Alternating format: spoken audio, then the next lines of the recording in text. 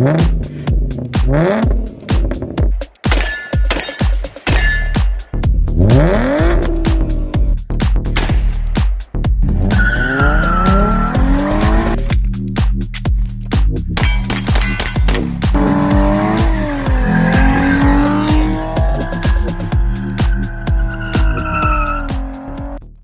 up, everyone? So today I'm going to do governor delete via zip tie method on these Coleman mini bikes here.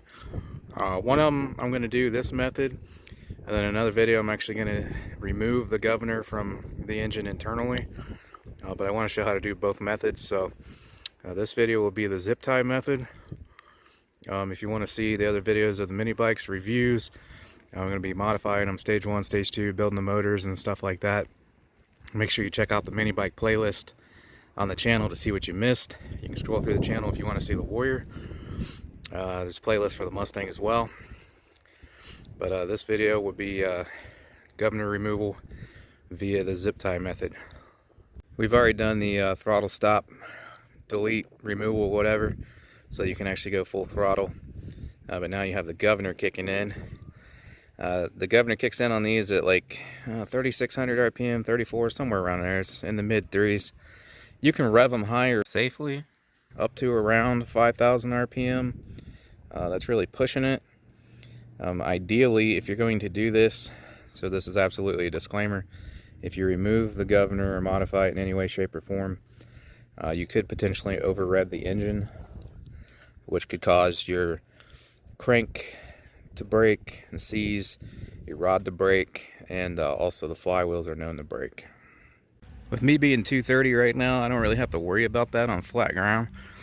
It won't rev high enough to damage anything. It'll get close to 5 probably. If I go downhill, I gotta, watch it. You can also get little aftermarket tachs, tachometers, digital, that you run a wire to the engine and you mount it on your handlebar somewhere, and it'll actually tell you your RPM, so you can keep it under 5 to make sure it's safe. I will be upgrading these though. Like I said, we're going to be building them, so I'm removing the governors. I'm going to be smart about it and not like rev the crap out of it too long. I just want to see how much faster it'll go and also be able to go faster. And like I said, I'm only getting around 49 to 5 anyways, with me being 230 on flat ground, so I'll be careful until then. But if you remove the governor, you should definitely plan on upgrading the rod and the flywheel, is the 2 weak points where they can break if you over rev them. So with that being said, let's get to it. Like I said, this is going to be the zip tie method. So basically, there's a little spring in here under the gas tank. I think it's on the other side, but you can put a zip tie through it. I'll show that real quick, and that'll keep your governor from activating. So it's that little spring up in there under the gas tank, or on the flywheel side. That little spring in there, you'll put a zip tie through it, and I've seen people do it with the gas tank on. And but to make sure we do it properly and get a good tight cinch on that zip tie, I'm going to remove the gas tank also, so we can see better what we're doing. But basically, the way this works, when you pull your throttle here, okay, when your governor kicks in, there's an arm attached to the right side of that spring, and it'll pull it out. That spring allows that arm to go forward and let your governor kick in. So the idea is, if you put a zip tie through that, when you pull it all the way back, it won't be stretched out like that. It'll be tight, and it won't allow that governor arm to kick forward. So that's basically all it is. But let me get this gas tank off of here, and we'll get a zip tie through there, and I'll show you where the mounting bolts for this tank are too. Alright, before we do that though, let's take this down the road. We'll get a baseline run. Like I said, I've already done the throttle stop delete, so it does go a few more miles an hour than it did stock. If you want to see that and see the difference there, just go check out the throttle stop delete video. I think stock, it was somewhere around like 19-20 miles an hour, and then after that I was like mid-upper 20s or something like that. But anyways, we'll do another run real quick, see what it tops out now with the throttle stop, and then after I do the zip tie method, we'll go run it again and see what it tops out at.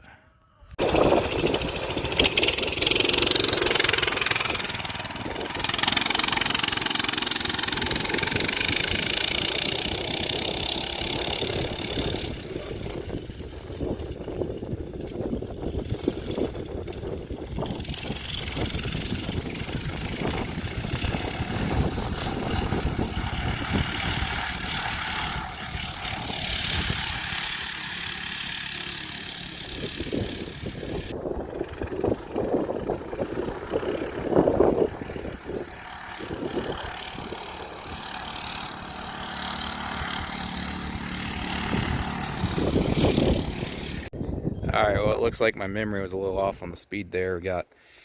I think it hit 24, 25 is what it was before that governor kicks in, and then it brings it back down to about 23. So we'll do the zip tie method and see what we get after that. I'm going to work on getting this tank off, and then I'm going to show you how to get it off. Alright, so the 3 bolts holding this on, you got these right here, little 10mm nuts. This one right here has your ground wire, so make sure you don't damage that, and then put it back when you take it off as well. So you got to get those 2 nuts off, and then this one you can see I got backed out here in the middle. It's an 8mm. You got to get that one out, and then you'll be able to get the tank out. I'm still working on that one because it's kind of a tight space down in there. Now if you want, you can just take your exhaust off here, these 2 1/2-inch nuts, and that's what I'm going to do so I can get to that, because it's just taking forever trying to get in there with a regular wrench, because it's about the only thing that fits in there. I suppose if you wanted, you could pull your spark plug and run an extension, because the spark plug's in the way of running a ratchet with an extension in there, so you could do that, or take off the exhaust. I'm just going to take off this exhaust real quick. So once you get 2 nuts off, you can just slide it off, and there's a gasket in there you don't want to lose, and mine stayed there, so don't get any crap down in there. But now you can see I can get to that bolt much easier. See the spark plug's on the way there. So that was your other option, was you could remove your spark plug and then run in a socket and extension to get that, but I chose to take the exhaust off. So the front 2 nuts are off and that bolt's out, so I should just be able to wiggle it off. And obviously your fuel line's still attached. Come around the other side here. I was trying to see if I could just leave the line attached. I got my fuel off, and yeah, there's your fuel line right there. I might have to remove it, I'm not sure yet. Let me see if I can get this thing out of here and leave it still attached. Yeah, so you can just pop it up, slide out of the way, make sure you don't pull on that line or pinch it or anything like that. So, oh, there we go. Now it'll hold itself. It kept falling down on me. So there's your little spring. So I'm going to run a zip tie through it real quick, and I'll show you exactly what it should look like, and then we'll get it back together and see how much faster it'll go. Alright, so here's the basic idea.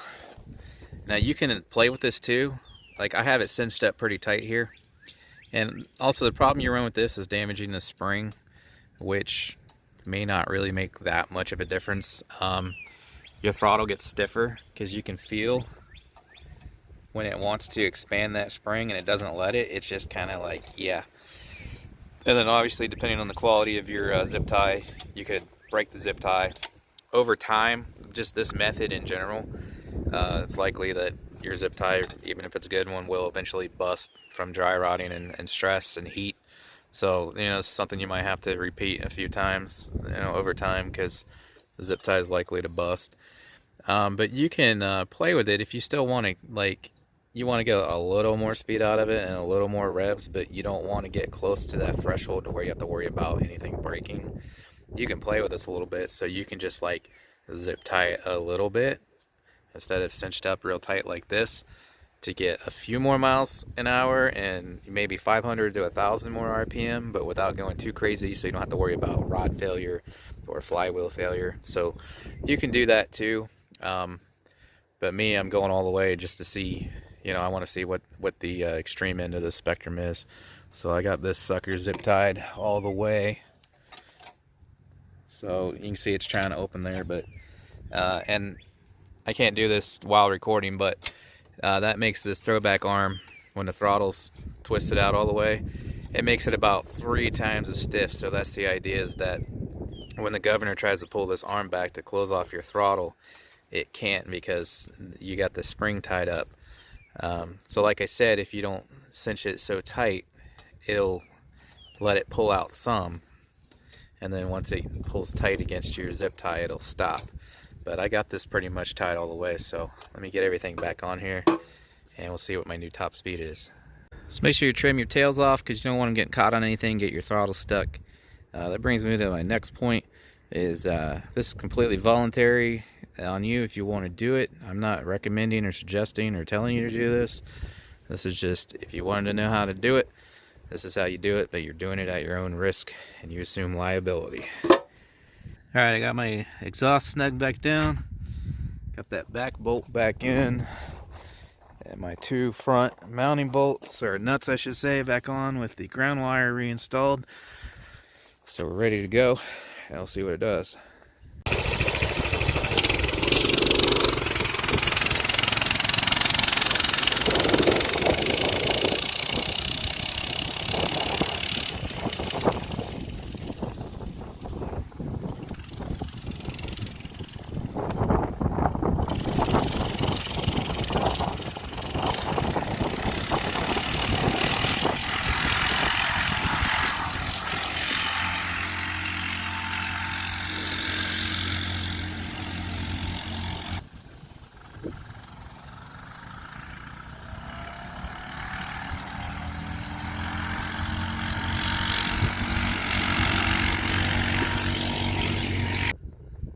Alright, well there you go. So about 29-30 miles an hour on flat ground with me on it being 230, which is overweight actually for the, well, not only am I overweight, but overweight compared to the weight capacity of the bike. It's supposed to be 200 or 220 or something like that. So if you had a lighter person on there, you might get a couple more.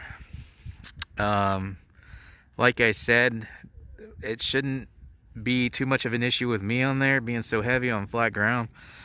I don't think I'm gonna float the valves or rev it too high. Things did get real buzzy though up there around 29. So as I said, I am going to be doing the upgraded rod and flywheel and all that. So just remember that if you do this, don't keep it pinned too long like that, especially if you weigh less than me. You're probably taking a risk there. Like I said, you can get a little digital tachometer on there, let you know how high your RPMs are, so you could keep it under 5 to be safe. I'll probably actually do an install on one of those here soon. So I'm kind of curious how high I'm getting it myself. So, but I would say I'm probably around 49.5. All right, so I'm not sure what was going on there. Like my audio was cutting in and out. But what I was trying to say here was that, you know, even if you're at 47 or 4800 RPM, you might still experience rod failure or flywheel failure. So you should still upgrade that. You can get a tack, as I mentioned earlier in the video, so you can keep an eye on your RPMs if there's a certain limit you want to keep it under it, so you can watch that tack. But ultimately, you should upgrade the rod and flywheel. Other than that, I intend to get a Predator 212 because I want to swap the Hysun 196 out of these 200s here and put it in that little bike there on the right. And then I'm going to replace the engine I pull out of the bigger one with a Predator 212. And I'm interested in doing side-by-side comparisons while they're stock to see, you know, maybe the 212 pulls harder because it should have a little more torque. And then I'm also going to modify them side-by-side, stage 1 versus stage 1, stage 2 versus stage 2, and all that to see, you know, how close they are stock. And then also, maybe there's a larger difference once you start modifying. So I got that coming up too. All that and more to come. If you like this video, hit the like button, subscribe, and hit the bell. Click all for notifications if you want to be notified when I post. Thanks for watching, and I'll catch you guys on the next one.